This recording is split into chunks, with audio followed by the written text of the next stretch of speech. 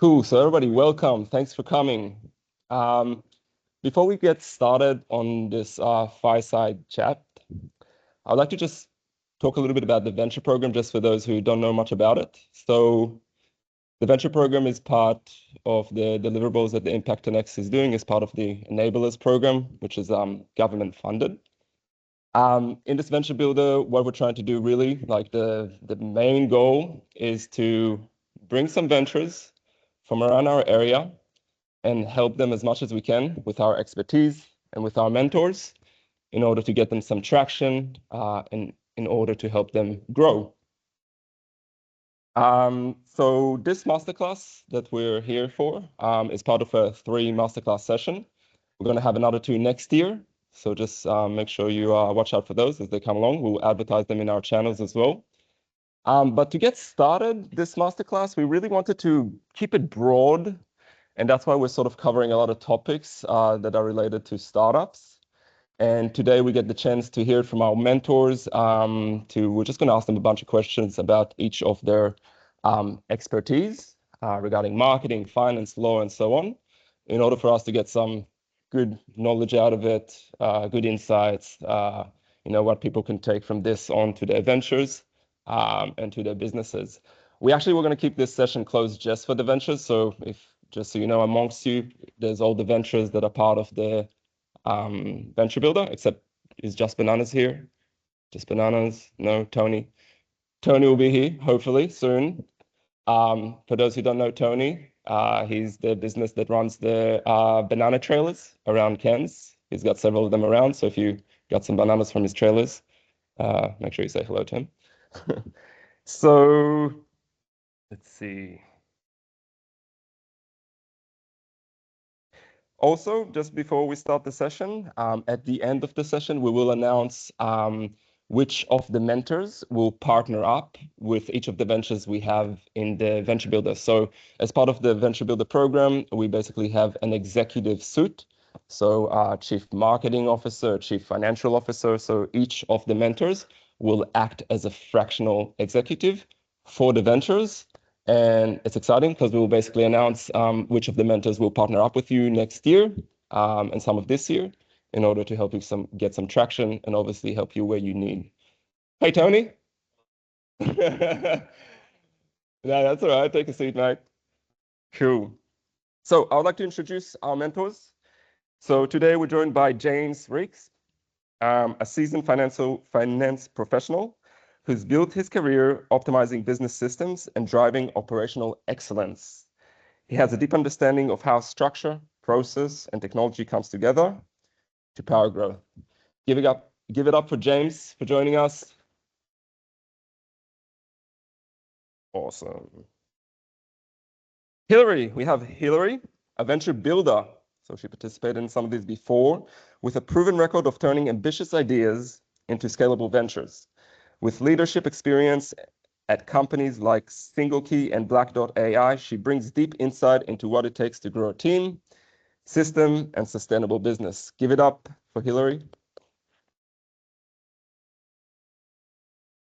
And Liz Jamieson, a global HR and operations expert as former head of enterprise talent and operations at Amazon ANZ. Liz played a key role in scaling a 3.1 billion business expansion and transforming its people and operations. She knows how to build teams, systems, and culture that actually performs. Give it up for Liz. And Donna has been a part of our community for years. You've given up so much value. It's just amazing to a specialist IP and startup lawyer and registered trademarks attorney who has spent more than a decade helping founders commercialize their ideas and build brands. Most recently, Donna has served as an advisor. So the next page. On the Industry Growth Program, assisting businesses across agriculture and enabling capabilities sector to scale. Give it up for Donna. You! Awesome. Amazing. So how this session is going to work, I'm basically going to ask a question. And then I'll let the person who is leading that sector answer. And then if you have anything to add to that, you are more than welcome. I'll stand up because I have to move the mic around. So what are the 3 financial habits every founder should build early, even before they hire a finance person? And that goes to you. Question says 3. One of them is so far out in front that I'll focus on that. And that is keep the business stuff separate from personal. Just bring your mic closer. Sorry. Keep the business costs, anything separate from personal. Doesn't have to be complicated at day one. Like that can be have a separate credit card that is still in your name that you're using only for those expenses. It can be a separate email account that you're using only for those receipts. Gold standard, separate bank account, run everything separately, but keep it separate. Otherwise, when you do get a finance person, they will be tearing their hair out and will miss stuff.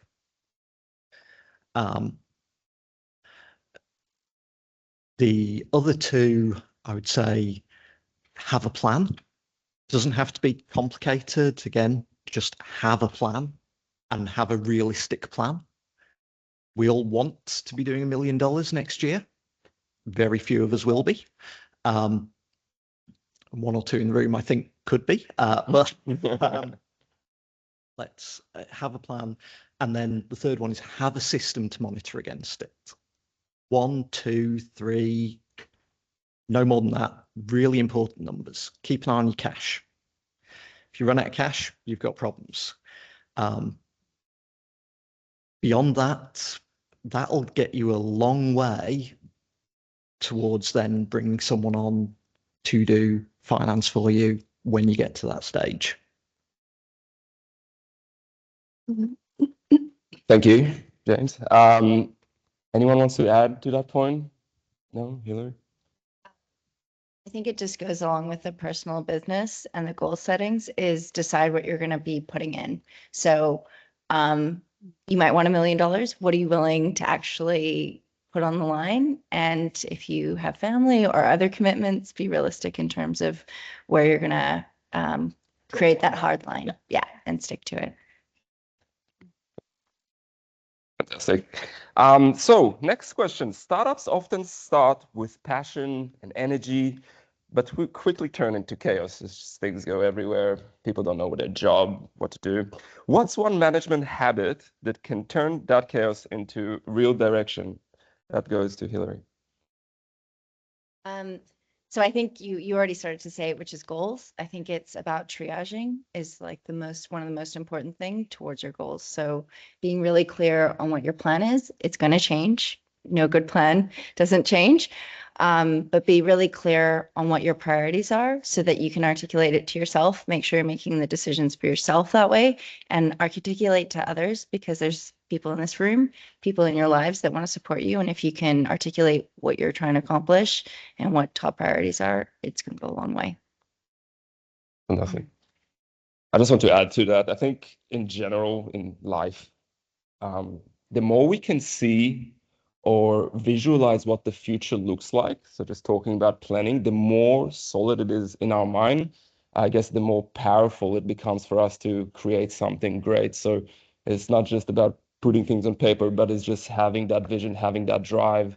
So for example, for Tony, for having, several trailers around, which is great, having a division of having hundreds of trailers around Australia, what that looks like, what that feels like. I think that's something that could really push ideas to real ventures, to real scale-ups, to real growth. Next question. Startups can't always offer big salaries. Yep. What really makes great people want to join and stay with a small team when the money isn't the main reason? I think we know who that goes to. Liz? People don't join startups for comfort. They join for purpose and mission. So it really links to what you both just said about articulating a mission and a purpose and finding people that agree with that and want to come on that ride is the first one. The second one is hiring people then who giving them a seat at the table, I would say. So you outlined your purpose and your mission, someone's interested in it, you've got to give them that autonomy and give them a seat at the table so they can really sink their teeth into what you're doing.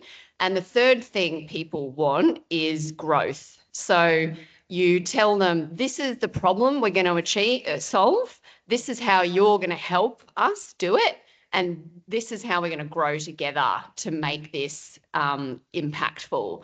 And that way, you're not hiring just employees who just want a paycheck. You're really hiring builders who are going to come on that ride with you. And that trumps salary any day for those types of people. So make sure that they're the types of people you're targeting. The ones who just care about salary are really not who you need in your business at this stage anyway, I would say. Well, I have something to add or just ask you on top of that. So what are some practical ways a venture can do that? Like how can they articulate, maybe just like, or have you seen that sort of before? Like how can they articulate to someone, hey, like this is what we're building, this is the vision, are you in? Yeah, so I would like, I think we've got something on culture coming later, so I'll save that for them. But I think what you want to do is definitely have your own vision. You need to have that. That's just good business planning. It's exactly what we said here. That's the first thing, a management tip, is to have a good plan and have your goals. So just be really transparent with them, I would say, and bring people along for that ride and be transparent with actuals along the way, if you want builders, because they want to be involved in that, probably in that goal setting, if anything, as well. So I'm a big advocate for transparency. Tell them what you know. Like, you don't have to fluff it up, just tell them the truth for those very first hires. And then make sure you're looking for the person that will fix your current bottleneck. Like, don't think, what do I need? I need a blue sky person. Like, what is your problem right now? Find someone who can fix that problem right now. Like, don't try and fix future problems until you need to. Like, hire your bottleneck fixer first, and then the next bottleneck fixer, and then the next bottleneck fixer. And that's how you actually make impact with your hires. And those people, sorry, I'm going too long in this. No, that's okay. That's really good stuff. Those people are like T-shirt shaped. Have you heard of that term before? Where you hire a T-shirt shaped person. So they're deep expertise in one skill, which is your bottleneck. Get them to do that. And then they're broad across others. So those people are super fungible. They can be used they can float into different kind of areas, because we know that you have to be so versatile at the start in a startup. Everyone's doing everything. So hire thinking of like a T-shirt shape person. The bottleneck is the deep, but have someone who's also can help in other places. Yeah. Really good advice. I can see that in our own business, that we really, hiring the right person to address the bottleneck that we're currently experiencing is a really, really, really, really good strategy. Anything else, guys, that you would like to add? Yeah. So what's the biggest legal mistake founders make in their first year? You know a lot about this. So I was trying to bring this down to like something chewable. I think the answer is kind of building on what you guys are talking about in terms of planning, having a plan. But the biggest mistake is not having a plan and making assumptions that maybe you've got a bit of a plan and everyone knows what their plan is. So assumptions. In, I guess, the most common ways I see that play out, two of them in ownership and contributions. If there's a team, how many people here? Oh, yeah, we're all equal. Oh, no one said that out loud. Oh, someone just said out loud that it's actually 60-40. That's awkward. We're going to have a fight. And how far down the road are we? And how are we going to be able to sort of politely unravel that or somehow get on the same page? So assumptions in ownership and contributions, and therefore sort of when you're incorporating or when you're doing a raise or issuing new shares or whatever that sort of transaction is that has the potential for cash, at the end of it, what does that look like, and trying to tidy that up. So assumptions about ownership. The other one is assumptions about IP, which kind of go one of two ways. Either, oh no, I don't have any IP, I'm just making an app. Oh, I assure you do. There is something here. Every business has some element of IP, and that's mainly because IP does not equal patent. There's many other kinds of things that it can be in order to be IP. So assuming there's no IP, I assure you there is. Or assuming there is truly epic, significant amounts of IP and that you own it all, despite it being created by third parties, contractors, or people who are not yet on board, and there's no like paper trail for that. And again, usually I get involved in that when it's way down the road. And as soon as there's any kind of dollar sign opportunity, negotiating gets real hard because they can see the potential that they're losing. So making those assumptions and not having a plan makes those later things more difficult and therefore, more expensive to resolve or try and resolve. So try to set those as early as possible. And you don't have to do the whole, I realize I'm going on a full rant now. I'll try and keep it short. You don't have to do the full everything gold standard Rolls-Royce version from day one, so long as there's something that's sort of early point in time where you've set out those expectations. It's a document, it's an MOU, it's a file note, it's something where everyone has seen on the page, here's the understanding in terms of ownership and contributions, here's kind of the IP we think we're creating, and what does that look like and who's had their hands on it, and therefore have we got an assignment or a license, or is there something over there that we all know will need to be formalized at some point before you go for a grant or fundraising. Okay, I'll stop. I totally could. Yeah. Anything to add, guys? Perfect. Thanks, Anna. So this question goes to marketing, so I'll answer it. So the question goes, what should I focus on if I want to grow my business or platform? Now, I think I have just one word to say for that, and that's your funnel, okay? A lot of businesses out there put way too much effort and way too much time on building their product, on working on other things that don't push the needle in terms of marketing. You really want to, and this is from experience of, took us a lot of time to build our funnels, took us a lot of time also to understand how it works before we started applying it with other clients. You really want to know how much money you put into marketing and what comes on the other end, okay? So that means, all right, so I put $1,000, we have a lead magnet, we have a paid ad campaign that drives, people to the middle of the funnel. What are we getting at the end of the month from this? Are we getting more clients? Are we actually making the return on ad spend? There's no such thing as it might work, or this is working, but let's try it next month. There is a formula where you have to be like, yes, this is working. If I call these people, we're going to make money, and that's what it takes to grow. So basically, after that, after you got all that sorted, you can start scaling. You can start putting more money in your marketing, and then you can start actually diverging some of that effort of building your funnel towards other operations in your business. But I think marketing is the lifeline of your business, and if you don't have that going, then you're sort of running on an empty tank. Anything to add, guys? Cool. All right, we'll go to the next question. How can a startup use data or simple tracking tools to spot financial problems early?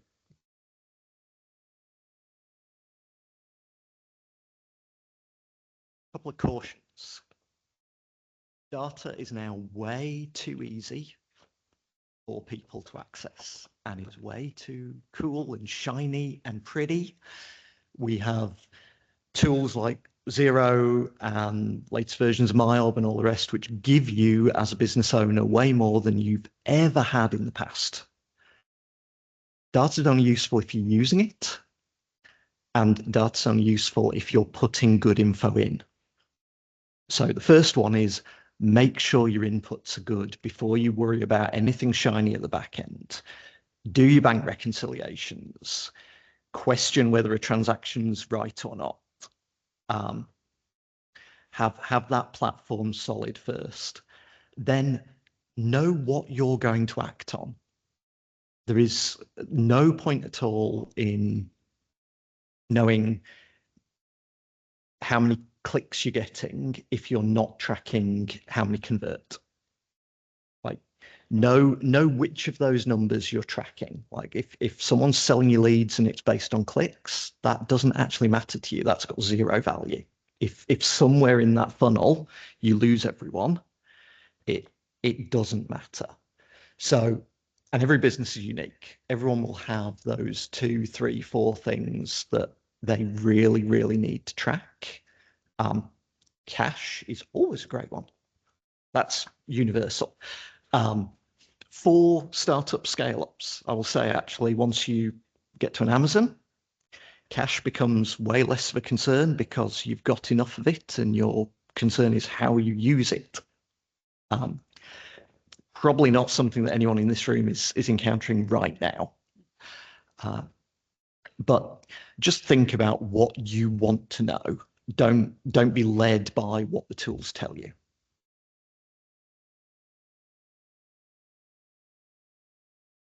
Yes, and I just would like to add on the marketing side of things, definitely you need to track like clicks, you need to track conversions, you need to track how much, revenue you're getting from those conversions.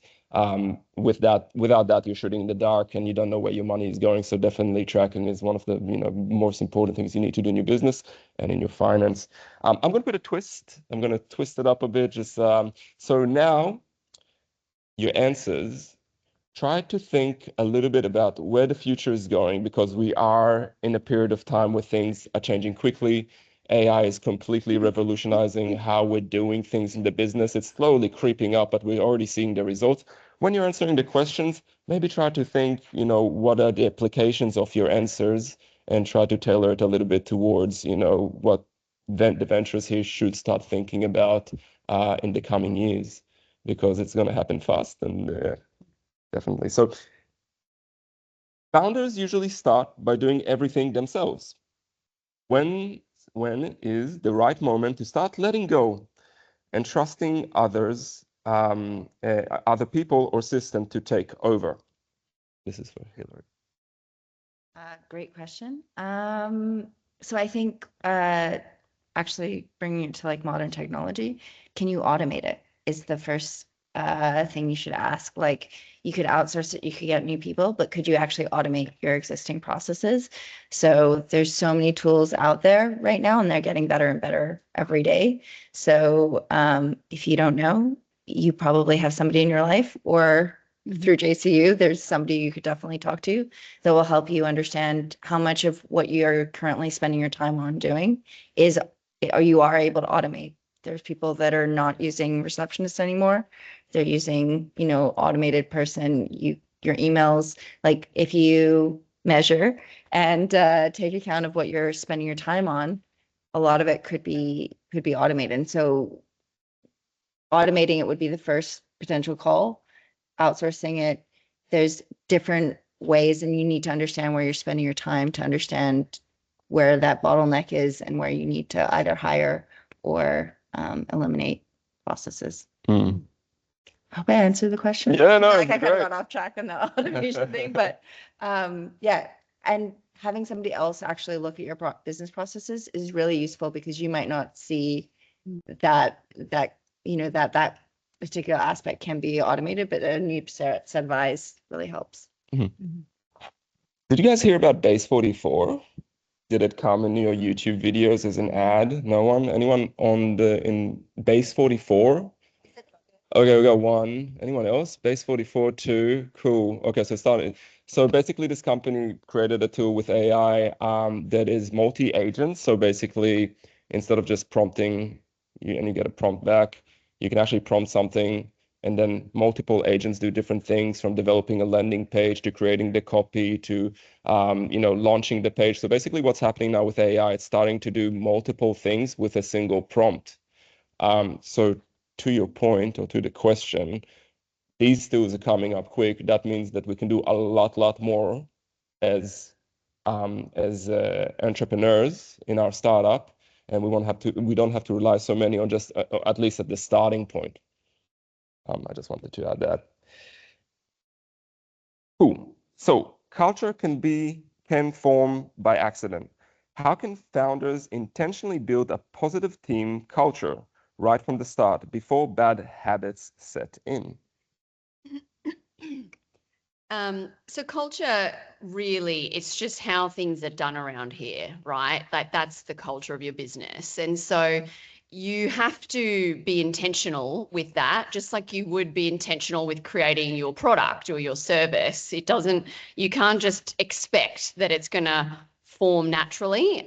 You have to put time on it. And so I've got a couple of probably things that I would say early on. The first thing is your guiding principles or your values, or I know people call them different things, but whatever guides decision making in your business, that hold everybody accountable for and make consistent decisions, so that builds trust with people when they can see that decisions are made consistently, adhering to values of the business that are clear and they're not just written on the wall. You hire people by them, you manage performance by them, you make decisions, business decisions using them, right, to prioritize. So make that really clear, the first thing you do. And then I'm a big fan of the transparency thing I told you about earlier. Like share everything, share your goals, share your actuals. Remember who you've tried to hire. You've tried to hire builders who want a seat at the table and they want to grow. And they're probably not getting a great comp, but they want to know like what's going on. They're there because they're aligned with your passion and your mission, and they want to grow and contribute. So let them, like, don't stand in their way. Really don't get away from that founder owning everything. And I always like to think of myself as like the curler, like in curling, that crazy sport where you're like like getting the ice out of the way so that can just float along nicely. Like you're kind of that person at the front. You're not like the one in charge of setting everything. You're just like clearing the way for the others to have their impact and what you hired them to do, right? And then just celebrate and be lighthearted and make it fun, and don't get too bogged down in like perfection. Like celebrate progress, because like that's massive. Like week on week, embed that in like a weekly wins or something. Like just start setting that early, that empowerment, positive culture. Otherwise, if it's not there, it's going to take root in your blind spots and it might be a negative culture that ends up happening. So you've got to do it intentionally and not just expect it to happen. I think that a lot of people, when they're hiring people, want to put on their best face and best front, but actually you're hiring T-shaped people that like problem solving. So you should be telling them all your problems and they should be excited, because those are the people you actually want to come into your business that are like, oh, there's all these gaps and I know I can help solve them. And that's the kind of excitement and the people that you want to attract to your business. So don't put your best foot forward. Just like literally show the scars, the warts, the everything. And they're the ones that you want to rise to the occasion. And then in terms of the excitement, you want them to be more excited when they actually join the business. So if you don't have compensation or other things lined up or the ability to give them a seat at the table, just be honest with that, because some people might want to be involved very part-time. And when they see themselves solving some of those challenges and you're growing as a business, they'll come along for the journey and be there for the long term. So don't be afraid of showing the bad things about it, because those are the people you want to stick around. Yeah. I would also like to add to that, just from a practical perspective, how we're doing it in our own company. And I think a lot of the ventures here are also have showed me those elements. And that's, and correct me if I'm wrong, or if you want to add on top of that or where it's not appropriate, but I always think that putting your customer on a pedestal, basically, in your office, that everything that we do in the business is for them. So they have a better experience, so they have a better life. That way, your employees see you differently. It's like, this guy is not about, making money or making sure that his team is operating so no one yells at him from the top. All he wants is basically to help the person that we are set out to help to. So it's a really practical and easy culture to start embedding people and also bring people along to help you with helping the people you want to help. You say Amazon used to have a empty chair in the room famously, and it would be the customer. And so you would think that the customer was sitting there and you wouldn't say anything that you wouldn't want the customer to hear. That's the whole point, is that we're doing this all for the customer, and everything we say and do is transparent, and it's for the best for them. So like, that's something really tangible you could do and see how that goes.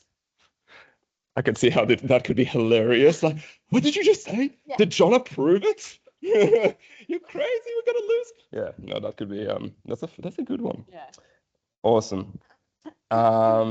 So in plain English. So this is yeah. What are the biggest legal red flags founders should spot when someone hands them a contract? Red flags.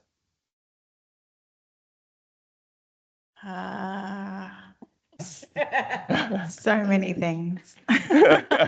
What's the value? If the value is high, please just get a lawyer to look at it. If it's high value, there's a trade-off there to be had, and you'll get your money's worth in the long term. I think when I usually look at a contract, there's a couple of essential things that I'm looking for. The parties are correct, because this contract's going to bind the parties that are listed. Are they correct? And are they not business names? A business name is not a party. It's got to be an individual partnership company. Can't be a trust either. It's got to be a legal entity party. So make sure the parties are correct. And then honestly, just like, what does it say? What does it say? The ones that I'm usually looking for is there'll be like a core, usually clause 2 or 3, that says essentially who has to do what by when. Preferably, what happens if they do, what happens if they don't. Kind of how I draft things. Who has to do what by when? What if they do? What if they don't? Kind of covers off a lot of things. That should be early up in the document, kind of the main active clause. The other thing I always look at, because I can't help myself, is the IP. Are we talking about IP somewhere in here? Are we creating any as part of this arrangement? Who's going to own that? And can it be me? Or if it's not me, because you're dealing with a university or something like that, can I have a license to do what I need to be able to do? What does the IP talk about? They're probably the main ones. But I do, since I have the mic and you're so far away, I do feel obliged to go on like a wee little tangent about AI and the sort of bolting of that horse and how it's taking off. So AI is in its operation a little bit in conflict with copyright law, in that the content that it's drawing in or scraping is usually protected by copyright. Someone's created it. It's text, it's imagery, it's whatnot. It's protected by copyright. The Attorney General of Australia, kind of like the top dog lawyer in Australia, announced last weekend that Australia will not be contemplating or putting in place a general exemption for copyright infringement. And I just realised, and I'm not really doing layperson language. Nah. That's okay.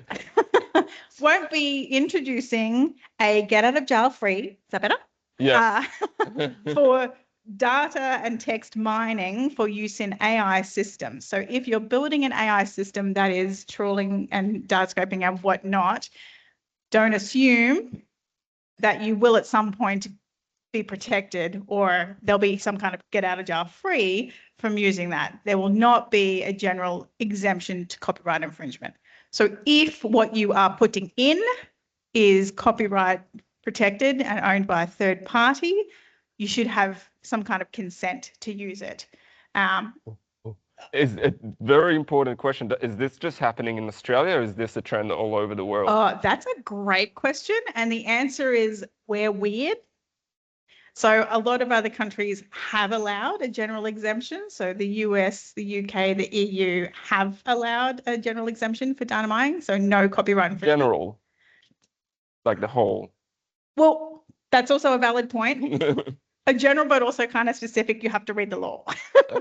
So, but there is an opportunity there to use to do text and data mining in a way that will not be an issue if you are over there. If you are here, that is not coming for you. The get out of jail free is not coming for you. There will be some, and there's consultation continuing to allow for a process. Because like, okay, we want to use the text and we want to comply. We want to make sure the copyright owners are getting, how do we do that?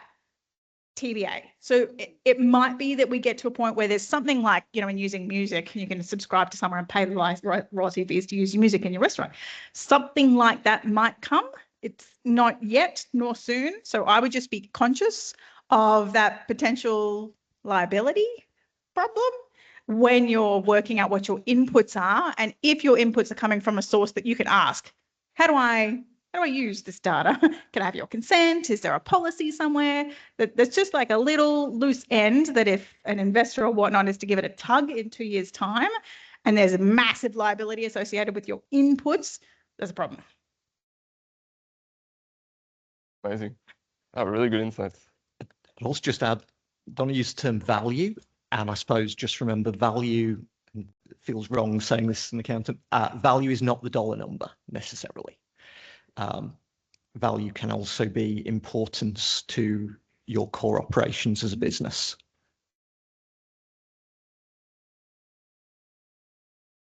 Okay, so the next one is for marketing. So with the new AI revolution, the user experience of people searching online is changing. You can all agree on that. What we need to consider to be successful with our marketing.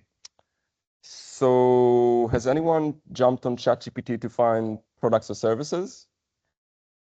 No? Yes, okay, so 50% of the room. What did you prompt it? Let me guess. So was it like, I would like to find a hotel room in Sydney. I want a view to the, you know, Opera House. I would like to make sure I have an ensuite and room service.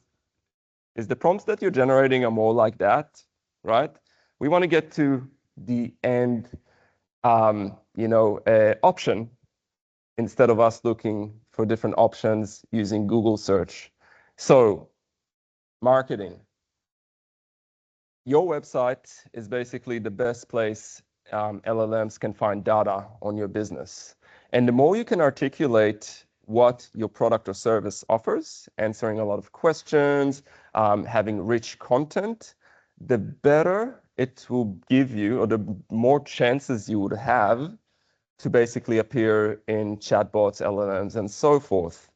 So basically, people's behavior is changing. They want to get, you know, their product or service straight away. I would like, you know, I would like a camera for my YouTube channel. I want to be pretty cheap, but also very good quality. What are people saying about it online, and which one do they recommend? Can you give me the top 2? The LLM will go, search all their website, figure out which one is the best option for you. And based on the information you have on your website, that's what it will recommend. So websites are not disappearing. It's no longer brochure. It's very important to have a lot of data on your website in order for you to appear on search engines that are driven by LLM. Anything to add on that? Yes. No. Yeah. I'm just wondering your views on like influencers or other forms of marketing and how they're going to evolve, or their role and importance as that's evolving too. So, very good question. So it's becoming more fraction, like it's just becoming, I would say Google was like the main place everybody went. Now it's sort of like that amount of, you know, control Google has is slowly dissipating, and it's going to social media platforms. So where it's going, a business that is doing content on social media platforms is doing it well, is learning, giving value, rich content, trending, talking about new stuff. Obviously, that's really good for your business because more and more people, especially Gen Z, are finding their product or services on social media. So what does it mean for marketers? We have to do more with less and more quality. So social media, definitely a good opportunity for businesses to, you know, whether you're a person who likes to be in front of a camera or someone on your team likes to do it, it's definitely, it's definitely a good opportunity. It's definitely a good strategy to apply in the future. I feel like you've been asking all the questions, so. No, you can, don't ask me. Like, how much, because it sounds like you have to understand what social media platforms to be on, and if you're doing more with less, using that time and that investment wisely. How do you think, or what do you see in startups in terms of understanding their customers versus actioning a marketing plan? Like, do you see enough startups spending time understanding their customers where they need to be, or do you find that they just push out content without kind of enough understanding of maybe the content and everything else? Wow, the tables have turned.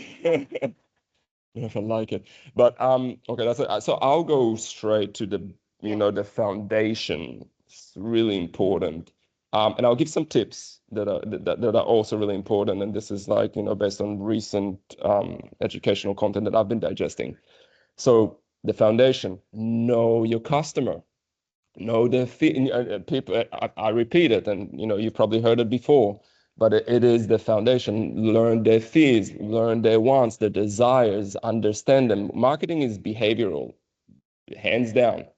It's about behaviors and optics. If you understand the behavior well, you can have your optics well aligned to what they need, and obviously then you can attract them. 100%. Sorry, I said we got lost. So yeah. Just thinking. Okay, so just from the content I'm digesting. So there's a lot of content out there. So that social media is so mature right now. Like everybody's doing content, everybody's trying content. How to set yourself apart, and I'll just say one rule is always think of new things, or always position your content as something new to discover.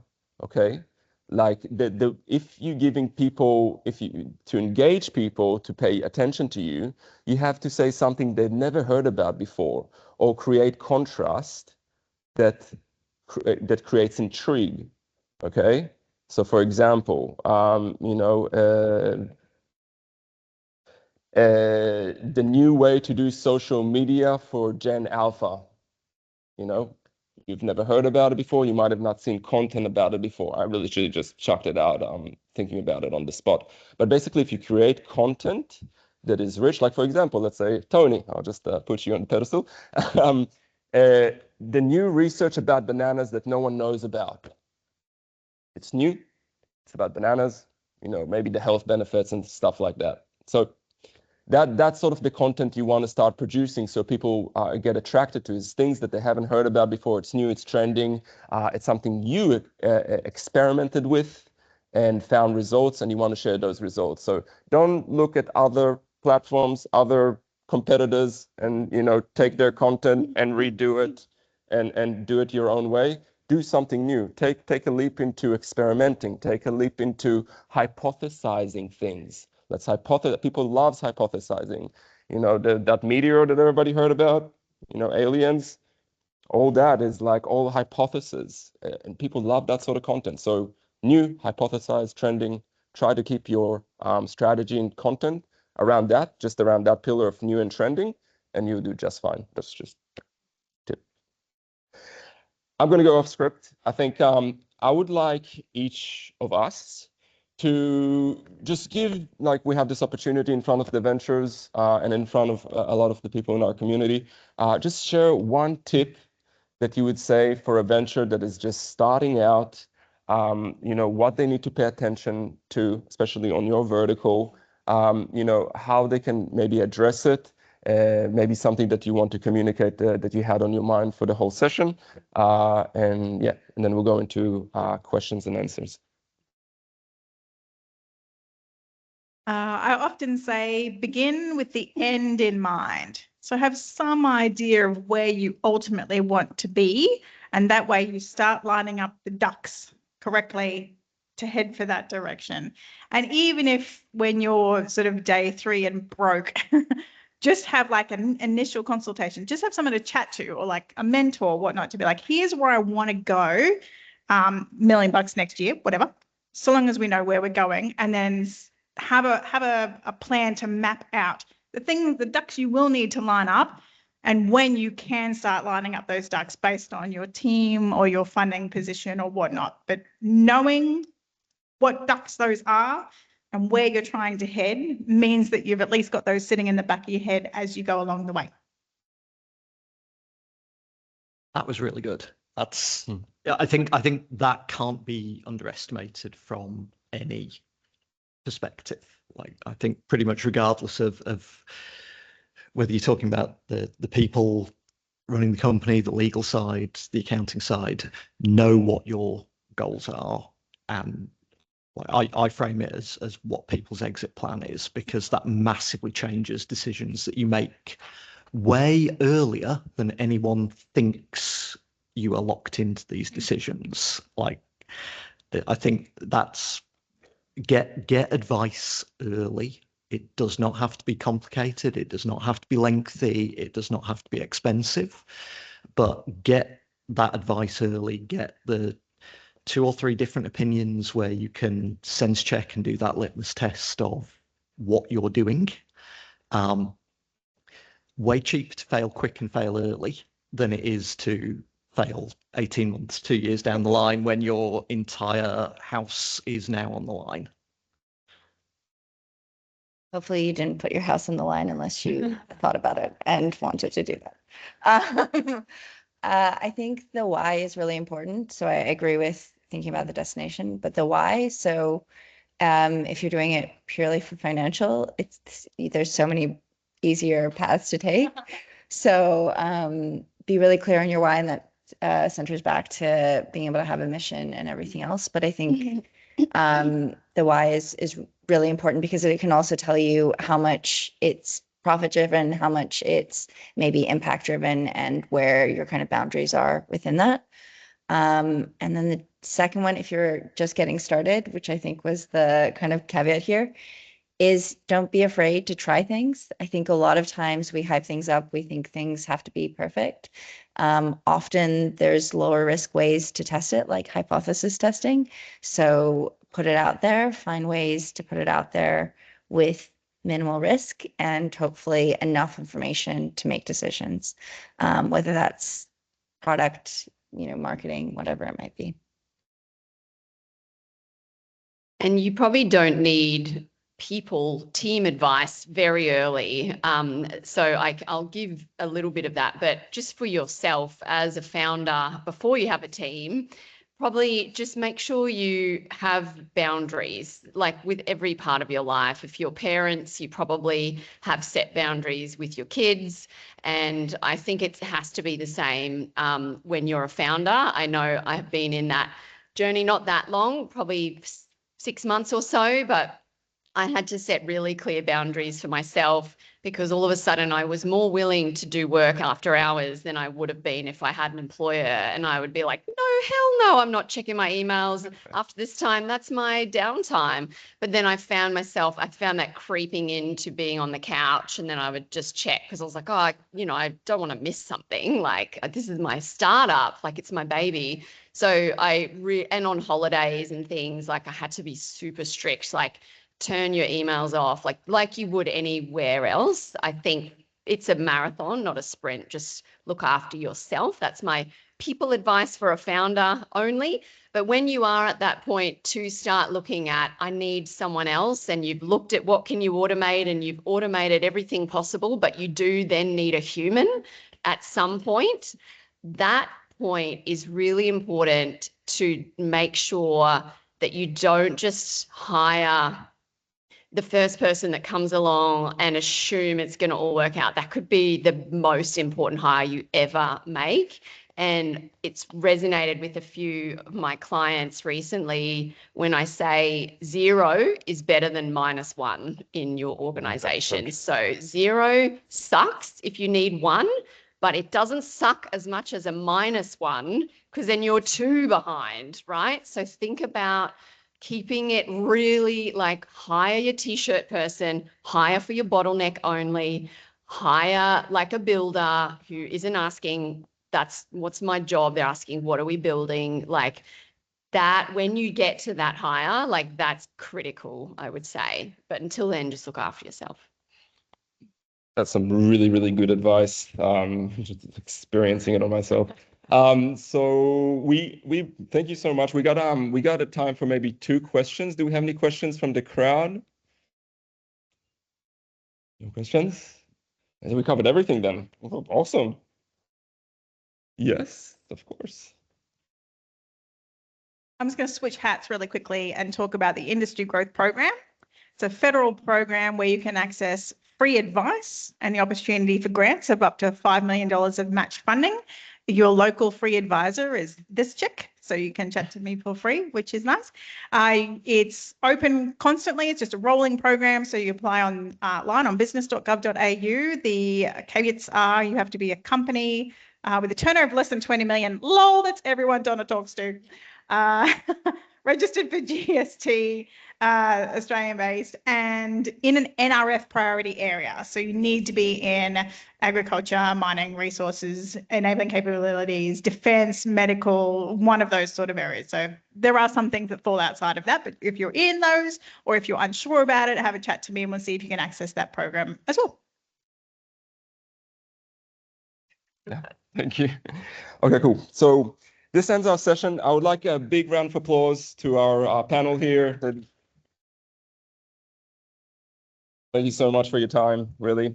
So just to end this session, I would like to announce, so the ventures and the mentors don't actually know who we paired up to be their executive, their fractional executive. So we're going to do it now. So for Celsi, can I have a big drum roll? We got Liz. So basically, Liz will work with Celsi over the next few months to help Celsi grow, you know, and obviously address the challenges that are currently facing. Okay, next, Kidnaps. Big drum roll. You, Santiago. Where do you go? The cameraman. All right. Just Bananas. Drum roll. All right. Hilary and Sam. You. And GMH, they're in the building. We got it? No? Okay, we'll let them know later. James. You. And Lennon Labs. Me. You. Amazing. So again, we're going to work with them over the next few months and help them as much as we can to achieve growth, help them with the challenges they're experiencing, and that's what we're going to do. For the ventures, what is going to happen just while I got this opportunity, we will align you with a mentor session with each of your fractional executives for this part of the year. Next year is going to be where we're going to do a lot of the work. There'll be another 2 master classes and a bunch of more mentorship sessions and other things that we will do as part of the Venture Builder program. Also, while I get this opportunity, we will be recording your traction over time. I'll unpack more of that later. I think that's pretty much it. Again, thank you so much for joining us. This is a lot of value to our community, to the ventures, and what you're doing here is great. Highly appreciated. Santiago, anything that I missed? No? All right, guys. You can network, stay around for a little bit. I need you guys here for just a little bit, just to have a quick chat. And again, thanks everyone for being here. Thanks for all the people online as well. And this is the end of the session. Gracias.